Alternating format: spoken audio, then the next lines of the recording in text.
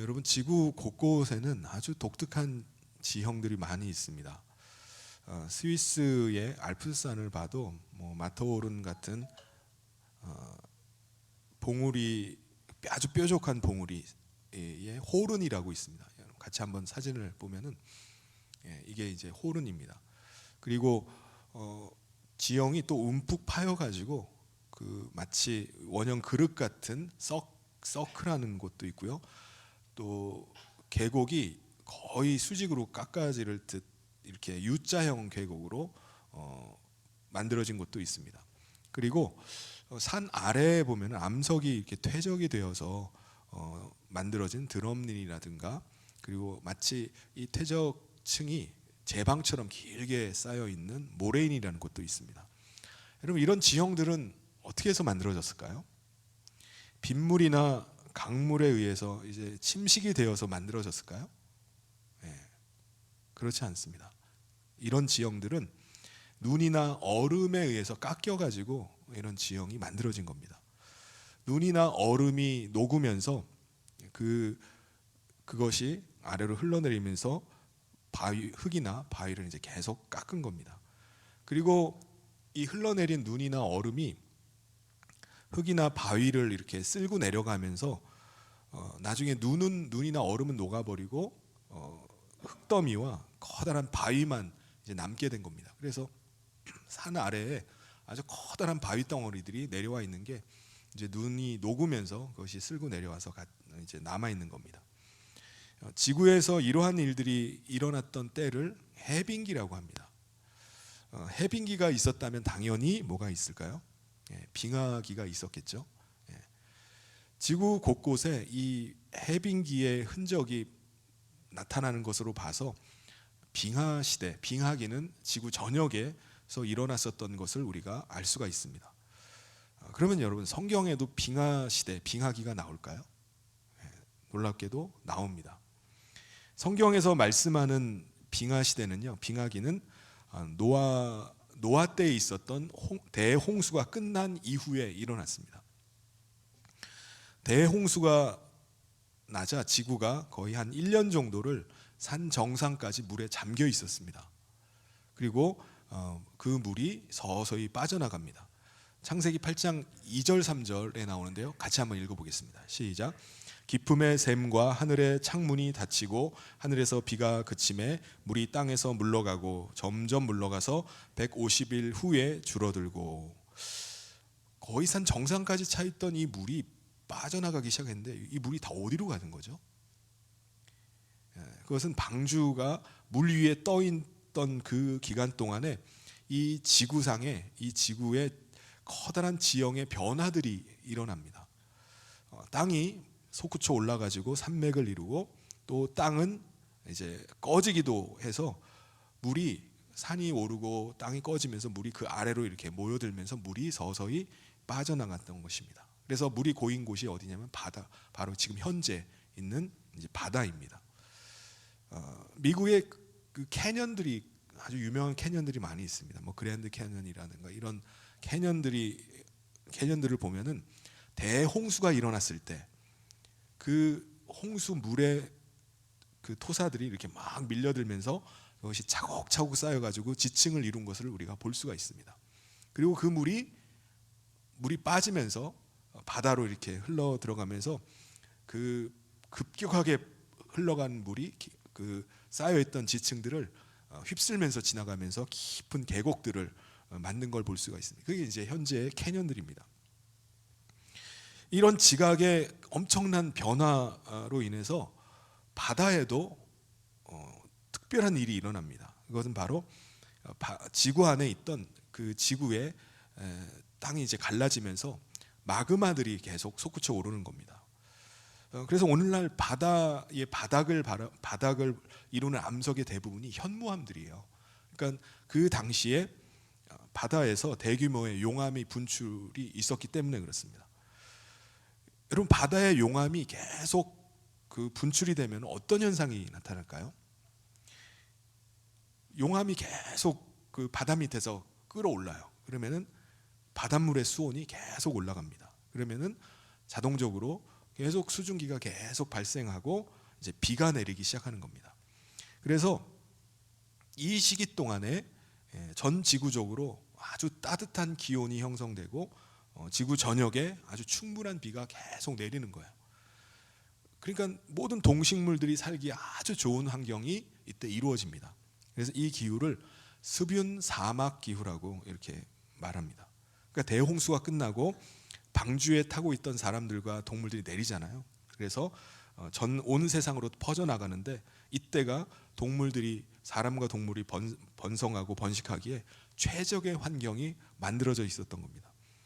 그래서 지금은 뭐 아시아의 고비 사막이라든가 아프리카의 뭐 사하라 사막, 북미의 뭐 모하비 사막 이런 사막이지만은 그 습윤 사막 기후 기간에는 수많은 동물들과 또 식물들로 가득했던 곳이 바로 그곳입니다. 그럼 어떻게 알 수 있죠? 사막 한가운데 사람들이 살았던 수많은 흔적들, 유물들이 나오기 때문에 그렇습니다. 그리고 수많은 동물들의 뼈들이 나와요. 기린의 뼈와 코끼리와 온갖 동물의 뼈들이 사막 한가운데서 발견이 됩니다. 지금은 시베리아의 온도가 뭐 여름에는 27도까지 올라가고 겨울에는 영하 6도에서 12도까지 더 떨어지기도 합니다. 이런 극한의 기후에 초식 동물이 살 수 있을까요? 초식 동물이 풀이 있어야지 먹고 살잖아요. 근데 살 수가 없는 겁니다. 예를 들면은 매머드 같은 경우는 하루에 180에서 300kg의 풀을 먹어야지 몸이 유지가 되는 거예요. 물도 140리터에서 200리터의 물을 마셔야지 매머드가 살 수가 있습니다. 근데 풀들이 다 죽고 마실 물이 다 얼어버리는 시베리아에서 겨울을 어떻게 납니까? 그런데 시베리아 동토에 보면 뭐가 나오죠? 엄청난 양의 매머드 뼈가 나옵니다. 상아가 나와요. 그리고 심지어는 그냥 사체가 그냥 나옵니다. 얼어붙어 가지고 나오는 거예요. 알래스카도 마찬가지입니다. 왜 이런 거죠?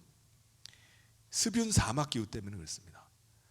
전 지구적으로 따뜻하고 그리고 충분히 비가 내리니까 매머드가 급속도로 번식을 해가지고 계속 북상을 해서 퍼져나가는 겁니다. 그래서 시베리아까지 계속 퍼져나갔던 겁니다. 산술적으로 약 이 기간이 이제 습윤 사막 기후 기간이 200년 정도 되는데 이 200년 동안 7세대를 거치면서 1000만 마리까지 증가할 수 있다고 합니다. 그러다가 200년의 이 기간이 지나면서 갑자기 이제 변화가 일어나기 시작합니다. 바로 바다에서 계속 솟구치던 그 용암 분출이 서서히 줄어들기 시작하는 거예요. 그리고 그와 동시에 바닷물의 온도가 이제 떨어지기 시작합니다.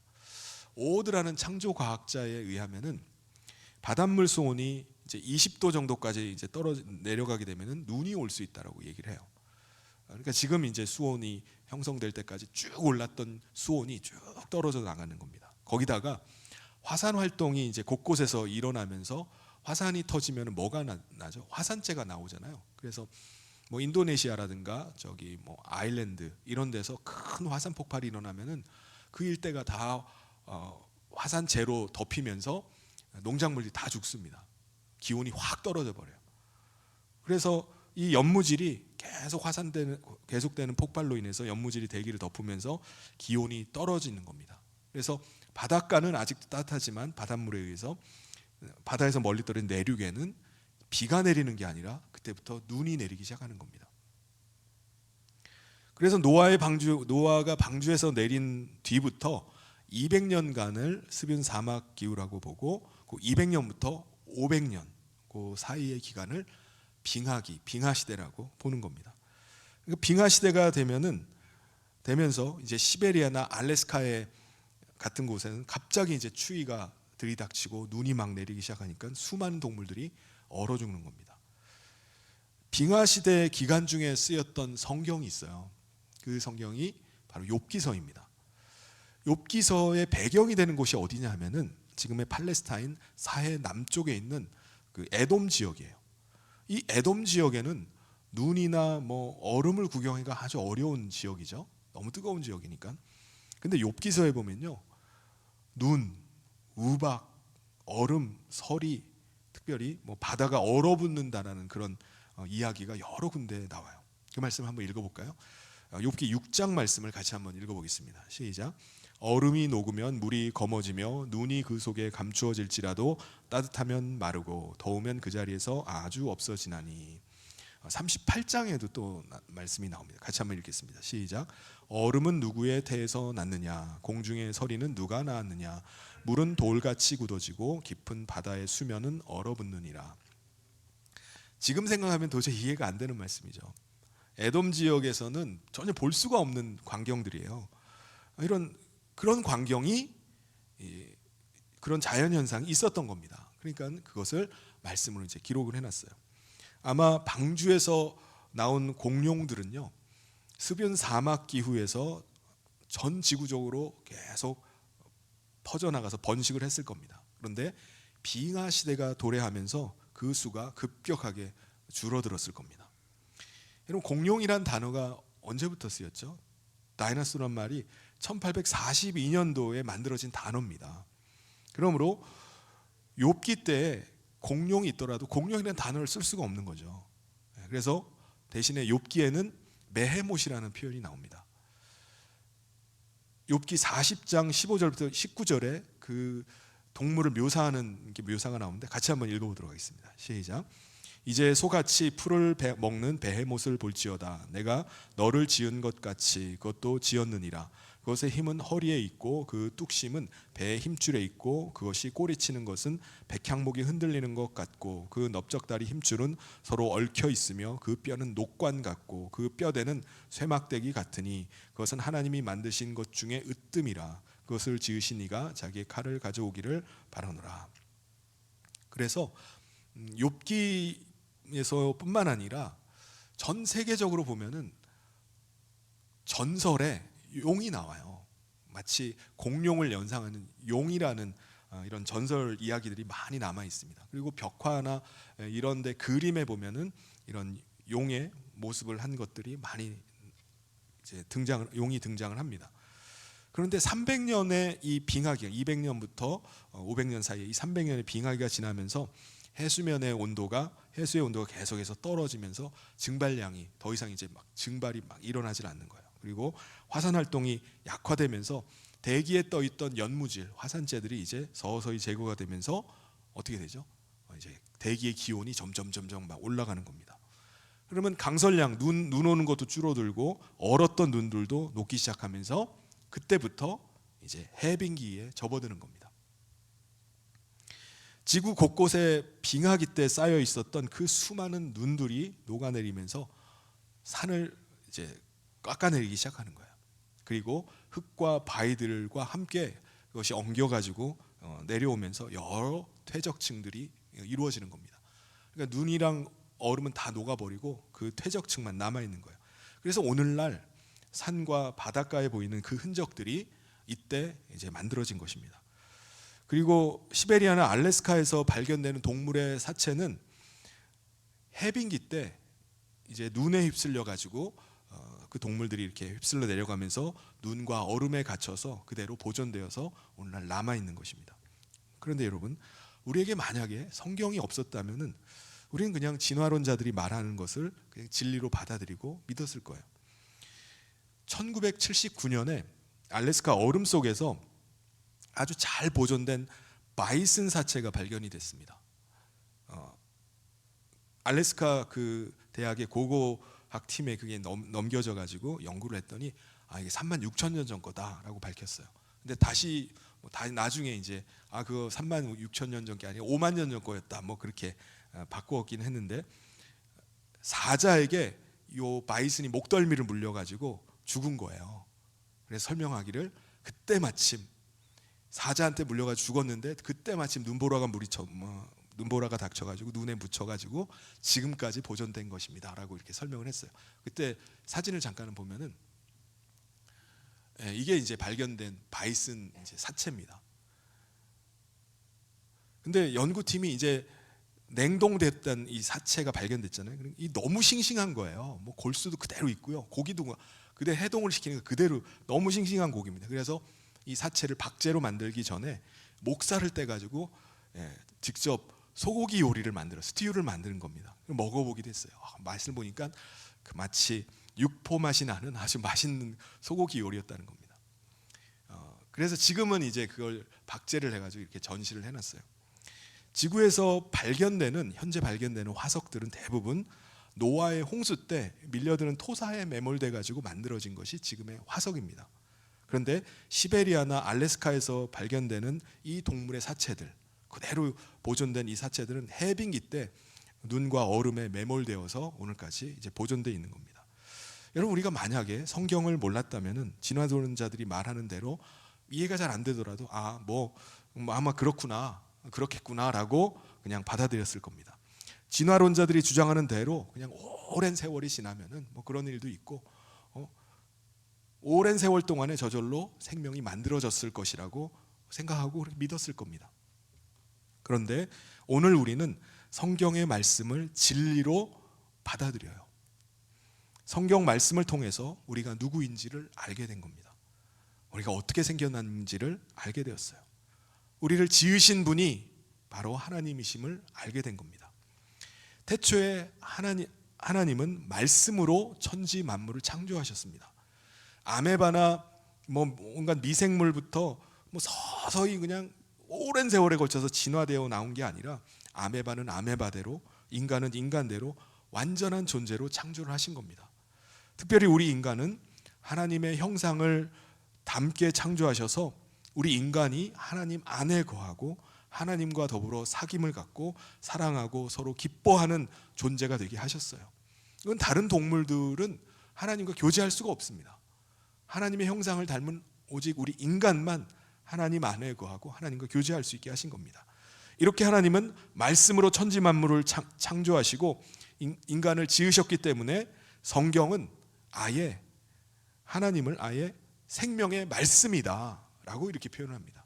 그러니까 하나님을 가리켜서 생명의 말씀이라고 성경은 표현해요. 생명은 오랜 세월이 지나면 저절로 만들어지나요? 가만히 있다 보면 오랜 세월, 수십억 년이 지나면 갑자기 생명이 나타납니까? 아닙니다. 오늘날 우리 인간의 능력이 얼마나 뛰어납니까? 대단해요. 그렇다 할지라도 우리 인간의 능력이 뛰어나다 할지라도 생명을 만들 수는 없습니다. 오직 하나님만이 말씀으로 생명을 창조하실 수 있으십니다. 그런데 성경을 통해서만 알았던 이 생명의 말씀이신 하나님께서 2000년 전에 이 땅에 나타나신 거예요. 말씀으로만 존재하셨던 그분이 이 땅에 모습을 드러내신 겁니다. 더군다나 우리 인간의 몸을 입으시고 사람들 앞에 나타나셨어요. 그분이 누구시죠? 예수 그리스도이십니다. 삼위일체 중에 한 분이신 예수님께서 33년을 인간의 몸을 입고 이 땅에 사셨고요. 사도 요한은 그 예수님의 제자로 예수님과 함께 3년을 동고동락하면서 생활을 같이 했어요. 사도 요한은요, 그 예수님, 자기가 만난 예수님을 생명의 말씀이다, 그분이 바로 천지 만물을 창조하신 생명의 말씀이라고 이렇게 표현을 합니다. 그래서 사도 요한은 천지 만물을 창조하신 생명의 말씀이신 그분을 자기가 직접 눈으로 보았고 직접 귀로 듣고 그리고 손으로 직접 만져보았다라고 말씀을 합니다. 우리 1장 1절을 같이 한번 읽어보겠습니다. 시작. 태초부터 있는 생명의 말씀에 관하여는 우리가 들은 바요 눈으로 본 바요 자세히 보고 우리의 손으로 만진 바라. 그런데 여러분, 삼위일체로 하나님과 하나이신 예수님께서 왜 하필이면은 피조물인 우리 인간의 몸을 입고 이 땅에 임하셨을까요? 그 이유는 하나님께서 우리 인간을 어떤 존재로 창조하셨는지를 보면은 그 이유를 알 수가 있습니다. 태초에 하나님께서 인간을 하나님 안에 거하는 자로 만드셨어요. 하나님은 인간을 하나님의 형상을 따라 만드심을 통해서 인간이 삼위일체 하나님 안에서 하나님과 더불어 사랑하고 기뻐하고 하나 된 존재가 되게 하셨습니다. 여러분, 인간에게는 자기 생각과 자기 주장이 다 있습니다. 그건 자유예요. 하나님이 주신 자유입니다. 그런데 삼위일체 하나님 안에서 하나가 되기 위해서는 어떻게 해야 되죠? 자기의 생각과 자기의 주장을 내려놓고 전적으로 하나님의 말씀과 하나님의 생각과 뜻을 따라서 살아야 됩니다. 그런데 인간은 하나님의 말씀을 따르지 않고 하나님의 뜻을 거역해서 하나님과의 그 하나된 관계를 깨뜨려 버렸습니다.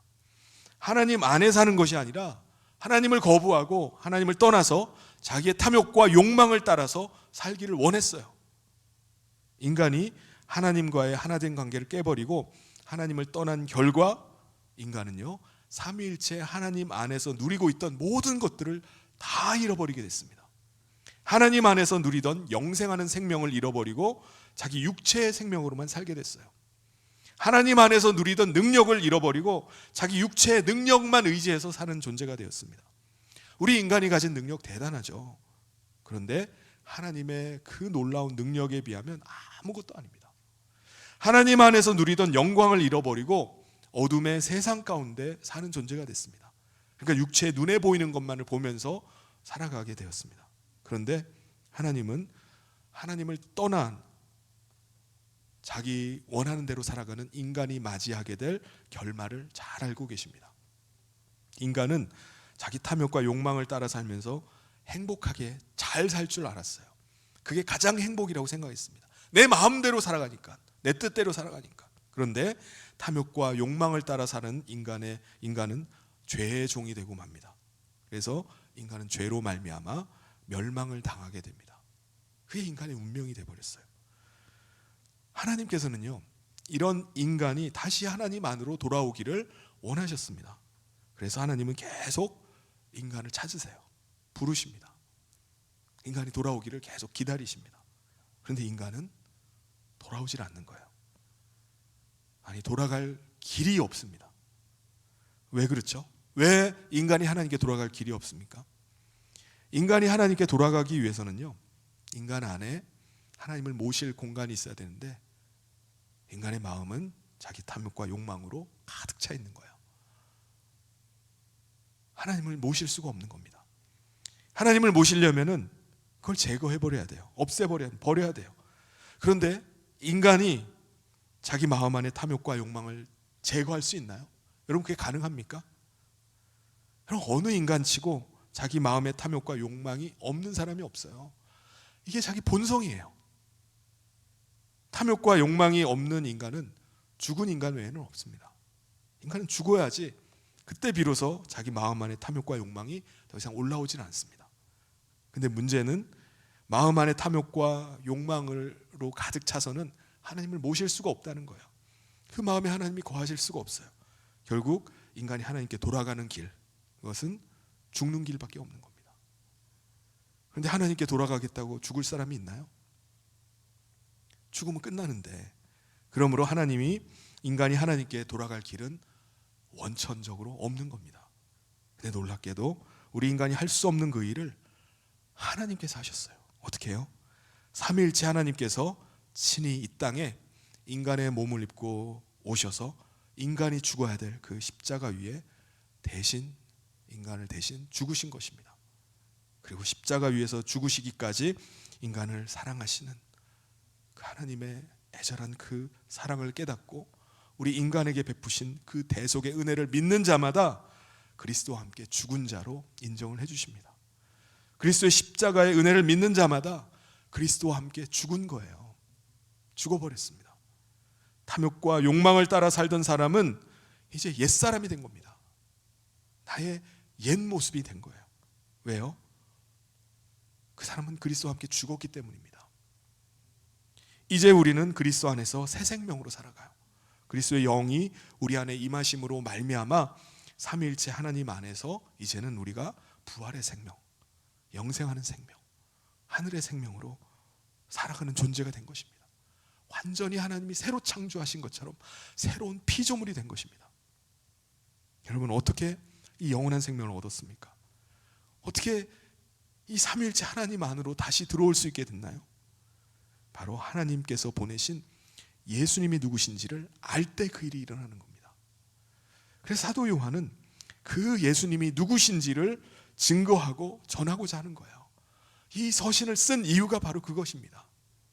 우리 1장 2절을 같이 한번 읽겠습니다. 시작.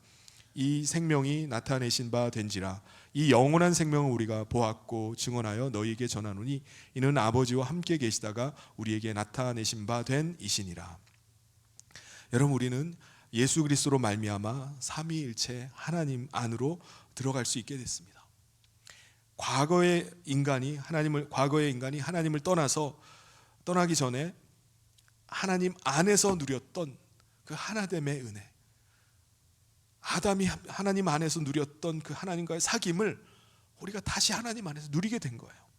하나님과 하나 되어서 서로 사랑하고 서로 기뻐하고 하나 되는 것입니다. 우리 3절을 우리 같이 한번 읽어보겠습니다. 시작. 우리가 보고 들은 바를 너희에게도 전함은 너희로 우리와 사귐이 있게 하려 함이니 우리의 사귐은 아버지와 그의 아들 예수 그리스도와 더불어 누림이라. 여러분, 우리는 예수님의 대속의 은혜로 말미암아 죄 사함 받고 우리 안에는 예수님께서 보내신 성령님이 거하고 계십니다. 성령님을 통해서 우리는 하나님께서 우리와 함께 하시는구나, 예수 그리스도께서 내 안에 내주하시는구나 라는 것을 우리가 느끼게 됩니다. 성령님을 통해서 하나님의 뜻을 알게 되고 성령님을 통해서 예수님께서 말씀하시는 음성을 우리가 듣게 됩니다. 그래서 우리의 신앙생활은 이 하나님을 경험하는 거예요. 우리 안에 살고 계시는 그리스도를 만나는 것입니다. 그분과 교제하는 것이 신앙생활이에요. 저는 성령님께서 제 안에 임하셨다는 것과 성령님을 통해서 그리스도께서 제게 말씀하고 계신다는 사실을 깨닫고 너무나 기뻤어요. 하늘을 나는 것 같았습니다. 제 안에 계시는 예수님께서 제가 어떤 말씀을 드리면은 제 마음 가운데 예수님께서 주시는 말씀이 떠올라요. 아, 예수님께서 말씀하고 계시는구나. 이게 너무나 신기할 뿐만 아니라 너무 감격이 되는 거예요. 여러분, 이게 한두 번 하다가 그냥 끝나는 게 아닙니다. 제가 예수님께 다가갈 때마다 예수님이 더 가까이 다가와 주시는 거예요. 더 친밀함을 느끼는 겁니다. 그래서 시간이 갈수록 예수님의 신실하심을 더 점점 느끼게 됩니다. 사도 요한이 이 서신을 쓰고 있는 이유도 그것입니다. 이 말씀을 읽는 모든 사람들이 그리스도로 말미암아 삼위일체 하나님 안으로 들어와서 삼위일체 하나님의 사랑과 기쁨을 함께 누리기를 원하는 거예요. 그 하나님 안에 누리는 그 사귐을 누리라는 겁니다. 1장 4절을 같이 한번 읽겠습니다. 시작. 우리가 이것을 쓰면 우리의 기쁨이 충만하게 하려 함이라. 여러분은 다 삼위일체 하나님 안에 들어와 계십니까? 여러분 마음 안에 삼위일체 하나님께서 함께하고 계심을 여러분 느끼세요? 우리가 삼위일체 하나님 안에 내가 지금 있는지 없는지를 우리가 어떻게 알 수 있을까요? 본인이 알 수 있나요? 여러분, 그것을 아는 방법이 있습니다. 그건 하나님의 영광 가운데 지금 내가 거하고 있는지 아닌지를 보면 알 수가 있습니다. 우리 5절 말씀을 같이 한번 읽겠습니다. 시작. 우리가 그에게서 듣고 너희에게 전하는 소식은 이것이니 곧 하나님은 빛이시라. 그에게는 어둠이 조금도 없으시다는 것이니라. 하나님은 어떤 분이라고 말씀하죠? 하나님은 빛이십니다. 그러므로 삼위일체 하나님이 우리 마음 안에 거하시면, 우리 안에 임하시면은 우리는 빛이신 하나님의 영광 가운데 거하게 됩니다. 우리가 삼위일체 하나님 안에 거하기 전에는 우리가 어디에 있었죠? 우리는 이 세상 가운데 있었습니다. 근데 이 세상에는 하나님의 영광이 없기 때문에 어둠이에요, 어둠. 그래서 성경은 이 세상을 어둠의 세상이라고 이렇게 표현합니다. 그래서 세상에 속해서 사는 사람들은 다 어둠 가운데 사는 사람들입니다. 어둠 가운데 있는 사람들은요, 보지 못하기 때문에 어둠 속에서 자기의 탐욕과 욕망을 채우기 위해서 그렇게 살아가는 거예요. 그것 차지하기 위해서 속이고요, 거짓말하고 다투고 남을 해하고 죽이면서 살아가요. 그러다 보니까 서로를 믿을 수 있나요? 못 믿어요. 서로를 끊임없이 의심하고 경계합니다. 이 사람 속에 도대체 뭐가 있는지, 무슨 꿍꿍이가 있는지 몰라요. 보이질 않아요. 나도 내 자신을 모르는 겁니다. 내 속에 뭐가 있는지 몰라요. 사람들이 다 어둠 가운데 있기 때문입니다. 그런데 우리가 삼위일체 하나님 안으로 들어왔다면 우리 안에는 하나님의 영광이 임하게 됩니다. 고린도후서 4장 6절에는 그것을 이렇게 말씀하십니다. 우리 같이 한번 읽겠습니다. 시작. 어두운 데에 빛이 빛이라 말씀하셨던 그 하나님께서 예수 그리스도의 얼굴에 있는 하나님의 영광을 아는 빛을 우리 마음에 비추셨느니라. 그래서 우리 마음에는 등불이 켜지는 것 같은 거예요. 과거에는 보지 못했던 우리 안에 모든 더러운 것들, 추한 것들, 악한 것들이 들여다 보이기 시작합니다. 아니 이게 왜 내 안에 있는가? 그래서 그것을 회개하고 거기에서 돌이키는 겁니다. 그럼 어떻게 되죠? 누가복음 11장 35절 36절을 같이 한번 읽겠습니다. 시작. 그러므로 내 속에 있는 빛이 어둡지 아니한가 보라. 내 온 몸이 밝아 조금도 어두운 데가 없으면 등불의 빛이 너를 비출 때와 같이 온전히 밝으리라 하시니라. 우리가 하나님의 영광 가운데 행하기 시작하면은 우리 안에 있는 하나님의 영광이 드러나기 시작하는 거예요. 우리 안에 영광이 있음을 우리의 삶을 통해서 나타내기 시작하는 겁니다. 세상 사람들이 보면은 하나님의 영광 가운데 살아가는 우리의 모습이 이해가 안 되는 거예요. 이상하게 생각하는 겁니다. 저 인간들은 도대체 어떻게 저렇게 살아가지? 세상 무슨 낙으로 살아가나? 그런데 삼위일체 하나님 안에 거하는 사람은요, 하나님의 영광 가운데 거하는 사람은 빛 가운데 행합니다. 내가 이걸 하면 하나님이 알까 모를까? 모르시겠지. 모르실 거야. 눈치 보면서 눈속임을 하면서 살질 않아요. 왜요? 내가 지금 어둠 가운데 사는 게 아니라 밝은 빛 아래 살고 있기 때문에 그렇습니다.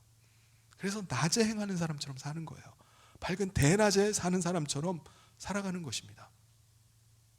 그래서 하나님의 영광 가운데 살기 때문에 내 자신 하나님 앞에서 사는 존재로 그렇게 살아가는 거예요. 우리 1장 6절을 같이 한번 읽겠습니다. 시작. 만일 우리가 하나님과 사귐이 있다 하고 어둠에 행하면 거짓말을 하고 진리를 행하지 아니함이거니와. 여러분, 우리의 옛사람은 그리스도와 함께 십자가에서 죽었습니다. 그리고 이제 우리는 우리 안에 임하신 부활하신 그리스도의 생명으로 살아가는 겁니다. 그러므로 탐욕과 욕망이 우리를 주장하는 게 아니라 우리 안에 계시는 그리스도께서 우리를 주장해 가시기 시작하는 거예요. 그분이 나를 말씀으로 인도해 가기 시작합니다. 내가 그분의 말씀 붙잡고 믿음으로 사는 거예요. 우리 7절 말씀을 같이 한번 읽어보겠습니다. 시작. 그가 빛 가운데 계신 것 같이 우리도 빛 가운데 행하면 우리가 서로 사귐이 있고 그 아들 예수의 피가 우리를 모든 죄에서 깨끗하게 하실 것이요. 그런데 여러분, 하나님의 영광이 우리 가운데 임하면은 우리가 다시는 죄를 짓지 않나요? 우리가 그리스도인 되면은 완전히 성화되어서 막 거룩한 존재로 살아가나요? 그리스도인 그러면 그냥 거룩해 보이고 막 그런가요? 아닙니다. 우리가 이 땅에서 육체로 살아가요. 우리가 이 땅에 사는 한은 하나님께서 가장 인간이 이 땅에 살기에 좋게 만든 육체 가운데 우리가 살기 때문에 우리 육체에 본성이 있습니다. 육체의 탐욕과 욕망이 계속 올라와요. 그래서 내가 하나님의 영광 가운데 거하고 하나님 안에 거했다 할지라도 아직 육체 가운데 있기 때문에 우리의 본성이 계속 우리를 지배하려고 합니다. 요한일서 1장 8절을 우리 같이 한번 읽겠습니다. 시작. 만일 우리가 죄가 없다고 말하면 스스로 속이고 또 진리가 우리 속에 있지 아니할 것이요. 우리가 다시 죄를 지을 수 있어요. 그런데 과거와 달라진 것이 무엇입니까? 우리가 지금은 하나님의 영광 가운데 있기 때문에 우리의 죄가 금방 드러나는 거예요.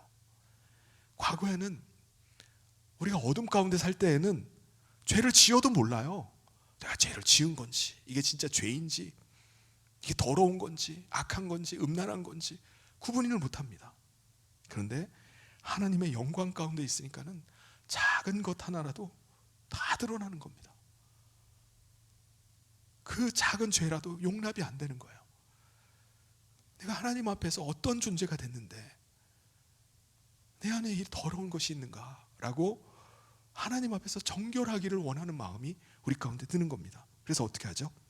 그리스도의 피를 의지해서 회개하는 겁니다. 요한일서 1장 9절을 같이 한번 읽겠습니다. 시작. 만일 우리가 우리 죄를 자백하면 그는 미쁘시고 의로우사 우리 죄를 사하시며 우리를 모든 불의에서 깨끗하게 하실 것이요.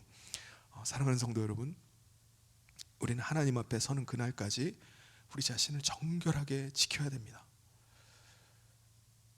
요한계시록 19장 8절에 보면 그에게 빛나고 깨끗한 세마포 옷을 입도록 허락하셨으니 이 세마포 옷은 성도들의 옳은 행실이로다 하더라. 그리스도께서 우리를 그 피로 씻으셔서 우리를 정결하게 하셨다고 합니다. 그거를 세마포 옷을 입혀주셨다라고 이렇게 표현을 해요. 우리는 주님 앞에 서는 그날 거룩한 하얀 세마포 옷을 입고 주님과의 혼인잔치에 들어가게 될 것입니다. 그런데 우리가 입고 있는 이 세마포 옷이 더러워질 수가 있어요. 이 세상 가운데 있기 때문에. 그럼 그때마다 우리가 어떻게 해야 되죠? 더러워지면 어떻게 합니까? 씻어야죠. 그리스도의 피로 씻어서 우리를 온전케 하는 것입니다. 요한계시록 7장 14절을 같이 한번 읽겠습니다. 시작.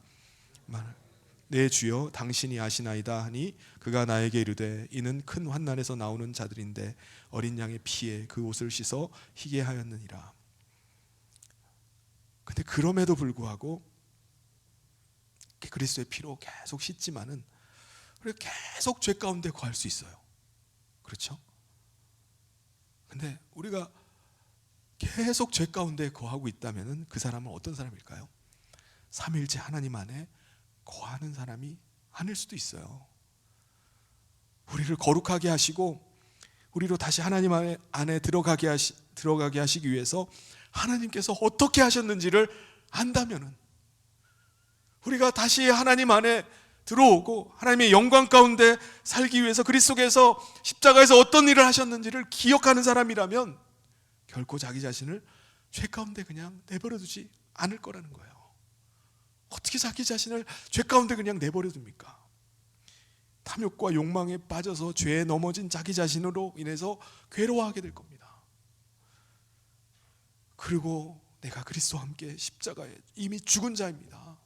죽었음에도 불구하고 제가 또다시 죄 가운데 거했음을 고백하면서 하나님 앞에 회개할 것입니다. 그 사람이 바로 하나님 안에 거하는 자요 하나님의 생명의 말씀이 그 속에 있는 사람입니다. 요한일서 마지막 절 같이 한번 읽도록 하겠습니다. 시작. 만일 우리가 범죄하지 아니하였다 하면 하나님을 거짓말하는 이로 만드는 것이니 또한 그의 말씀이 우리 속에 있지 아니하니라. 사랑하는 성도 여러분, 오늘 우리가 사랑하는 이 세상은 어둠의 세상입니다. 비록 우리가 어둠의 세상 가운데 살고 있다 할지라도 어둠에 속해서 사는 것이 아니라 우리 안에 임하신 하나님의 영광의 빛 가운데 살아갈 수 있기를 바랍니다. 어두우면은 어두울수록 빛은 더 드러나게 돼 있어요. 어둠은 빛을 결코 이길 수가 없습니다. 빛의 자녀들로 어둠의 권세를 몰아내고 담대하게 진리의 길을 걸어갑시다. 그래서 하나님의 영광이 우리 가운데 임했음을 세상 가운데 드러내고 많은 사람을 주께로 돌이키고 인도하는 성인의 모든 성도님 되시기를 주님의 이름으로 축원합니다.